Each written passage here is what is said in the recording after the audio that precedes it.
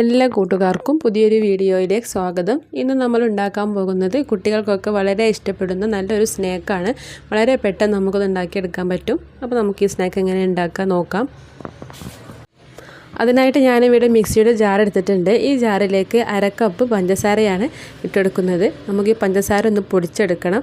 അപ്പോൾ അതിനായിട്ട് മിക്സിയുടെ ജാറിലേക്ക് ഇട്ട് കൊടുക്കുക. കൂടെ തന്നെ 3 ഏലക്കയും കൂടി ഇട്ടെടുക്കുന്നുണ്ട്. ഇതൊന്ന് പൊടിച്ചെടുത്തിട്ട് വരാം. അപ്പോൾ പഞ്ചസാര നല്ല പൊടിച്ചെടുത്തിട്ടുണ്ട്. ഇതൊരു ബൗളിലേക്ക് മാറ്റാം. ഇതിലേക്ക് മധുരം ഒന്ന് ബാലൻസ് ചെയ്യാൻ വേണ്ടി കുറച്ച് ഉപ്പിട്ട് കൊടുക്കാം. ഇതിലേക്ക് വേണ്ടത് നെയ്യാണ്. അപ്പോൾ ഞാനിവിടെ ഇതിലേക്ക് 6 ടേബിൾ സ്പൂൺ നെയ്യ് മെൽറ്റ് ചെയ്തെടുത്തതാണ്. അതും കൂടി ഇതിലേക്ക് ഒഴിച്ചു കൊടുക്കാം. ശേഷം ഇതിലേക്ക് 1/4 കപ്പ് പാലും കൂടി ചേർത്തിട്ട് നന്നായിട്ടൊന്ന് മിക്സ് ചെയ്തെടുക്കാം. ഇനി പാലില്ല വെച്ചെങ്കിൽ പാലിന് പകരം കുറച്ച് വെള്ളം ചേർത്ത് കൊടുത്താലും മതി.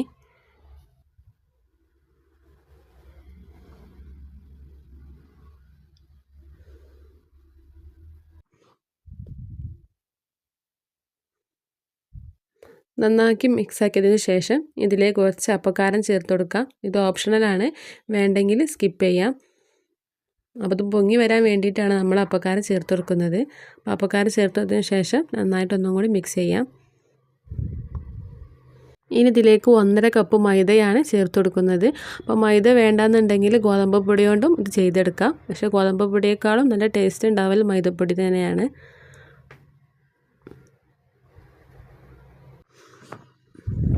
മൈദ ഇതിലേക്ക് ഇട്ട് കൊടുക്കാം.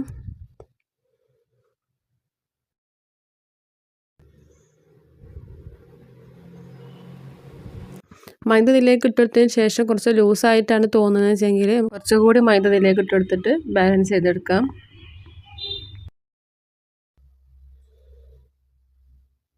നന്നായിട്ട് കൈകൊണ്ട് തന്നെ കുഴച്ചെടുക്കുക. നമ്മൾ ചപ്പാത്തി മാവൊക്കെ കുഴച്ചെടുക്കുന്ന പോലെ നല്ല രീതിയിൽ കുഴച്ചെടുക്കാം.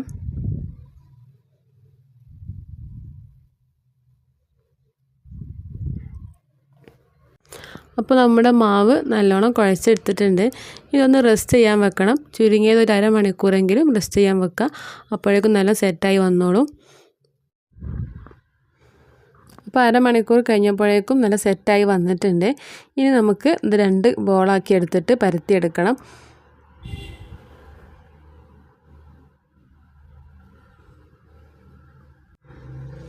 ഇതേപോലെ ഇതിൻ്റെ പകുതി മുറിച്ചിട്ടൊരു ബോളാക്കി എടുക്കാം. ഇത് നമുക്കിതൊന്ന് പരത്തിയെടുക്കാം. അപ്പോൾ നല്ല തിന്നായിട്ടല്ല ഇത് പരത്തിയെടുക്കേണ്ടത്, കുറച്ച് കട്ടിയിലായിട്ട് തന്നെയാണ് പരത്തിയെടുക്കേണ്ടത്.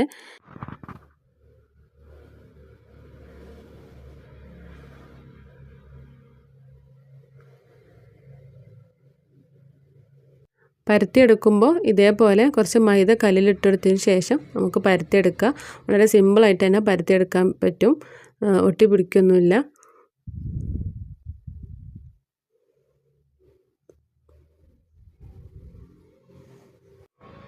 അപ്പോൾ അതാ നമ്മുടെ മാവ് പരത്തിയെടുത്തിട്ടുണ്ട്. കുറച്ച് കട്ടിയിലായിട്ട് തന്നെ പരത്തിയെടുത്തിട്ടുണ്ട്. ഇനി നമുക്ക് ഇതിൻ്റെ 4 വശം ഒന്ന് കറക്റ്റായി കിട്ടാൻ വേണ്ടി കട്ട് ചെയ്ത് കൊടുക്കാം. കട്ട് ചെയ്തിട്ട് ബാക്കി വരുന്ന പീസ് നമുക്ക് അടുത്ത മാവ് പരത്തിയെടുക്കുമ്പോൾ അതിലേക്ക് കൂട്ടി കൊടുത്താൽ മതി.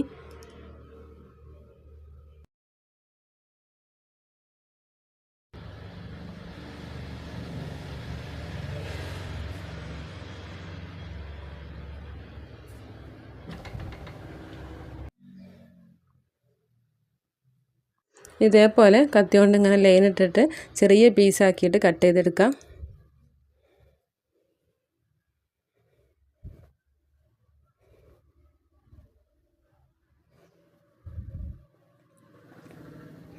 ഇതേ വലുപ്പത്തിലായിട്ട് കട്ട് ചെയ്തെടുക്കാം.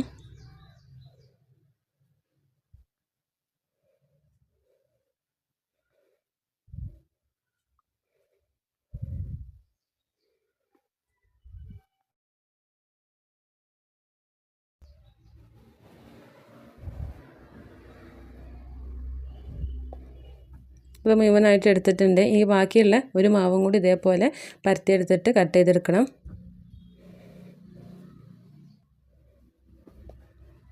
ഇതിൻ്റെ എഡ്ജസൊക്കെ ഒന്ന് ലെവലാക്കി എടുക്കാം.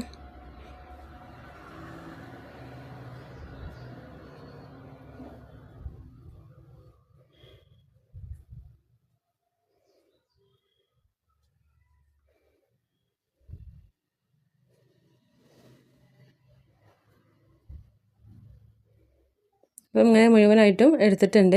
ഇനി നമുക്കിതൊന്ന് ഫ്രൈ ചെയ്തെടുക്കണം. അതിനായിട്ടൊരു പാൻ അടുപ്പത്ത് വെച്ചിട്ട് ഫ്രൈ ചെയ്തെടുക്കാൻ ആവശ്യമായിട്ടുള്ള ഓയിൽ ഒഴിച്ചെടുക്കാം. ഞാനിവിടെ വെളിച്ചെണ്ണയാണ് ഒഴിച്ചെടുക്കുന്നത്. എണ്ണ നല്ലോണം ചൂടായതിന് ശേഷം മീഡിയം ഫ്ലെയിമിലേക്ക് മാറ്റിയിട്ട് ഇതേപോലെ ഓരോന്നായിട്ട് ഇങ്ങനെ ഇട്ടെടുക്കാം.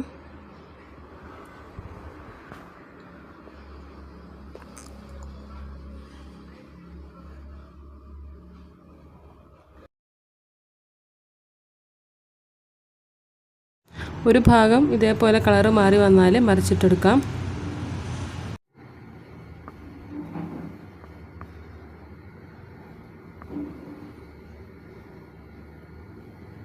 അപ്പോൾ രണ്ട് ഭാഗം നല്ല ക്ലിയറായി വന്നിട്ടുണ്ട്. ഇനി നമുക്കിതൊന്ന് കോരി മാറ്റാം.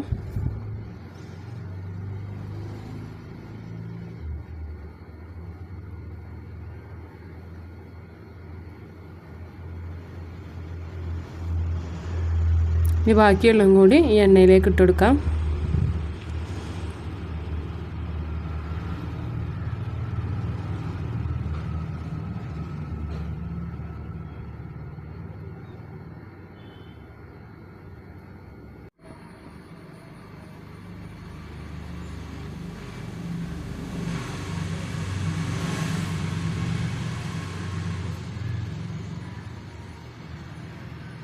മീഡിയം ഫ്ലെയിമിലിട്ട് തന്നെ ചെയ്തെടുക്കുക. ഹൈ ഫ്ലെയിമിലിട്ടാൽ ഉള്ളു വേവാതെ പെട്ടെന്ന് തന്നെ കരിഞ്ഞു പോകും.